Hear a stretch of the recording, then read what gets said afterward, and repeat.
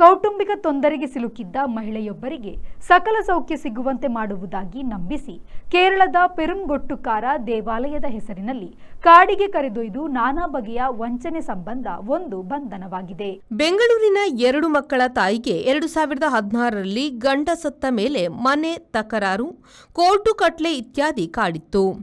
Instagram ಮೂಲಕ ಕೇರಳದ ತ್ರಿಶೂರ್ ಬಳಿಯ ಪೆರುಂಗೊಟ್ಟುಕಾರ ದೇವಾಲಯದಲ್ಲಿ ಪೂಜೆ ಮಾಡಿದರೆ ಎಲ್ಲ ಸರಿ ಹೋಗುತ್ತದೆ ಎಂದು ತಿಳಿದು ಬಂದು ಸಂಪರ್ಕಿಸಿದ್ರು.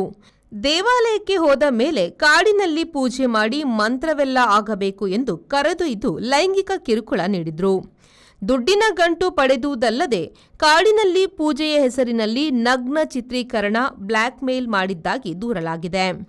ಈ ಸಂಬಂಧ ಕೇರಳದ ತ್ರಿಶೂರ್ನ ತೊಟ್ಟುಪುರ ಹೌಸ್ ನಿವಾಸಿ 40ರ ಟಿಎ ಅರುಣ್ ಎಂಬವರನ್ನು ಪೊಲೀಸರು ಬಂಧಿಸಿದ್ದಾರೆ. ಉಣ್ಣಿ ದಾಮೋದರನ್ ಎಂಬವನು ತಲೆಮರೆಸಿಕೊಂಡಿದ್ದು ಪೊಲೀಸರು ಆತನ ಹುಡುಕಾಟ ನಡೆಸಿದ್ದಾರೆ.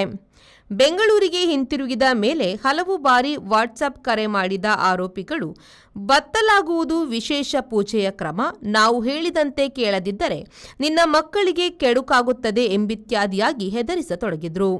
ಕೊನೆಗೆ ಮಹಿಳೆ ಪೊಲೀಸರಿಗೆ ದೂರು ನೀಡಿದ್ದಾರೆ.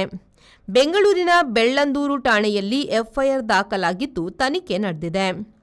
Bureau report V4 news Bengaluru. Pull up the flicks and I take it on gear.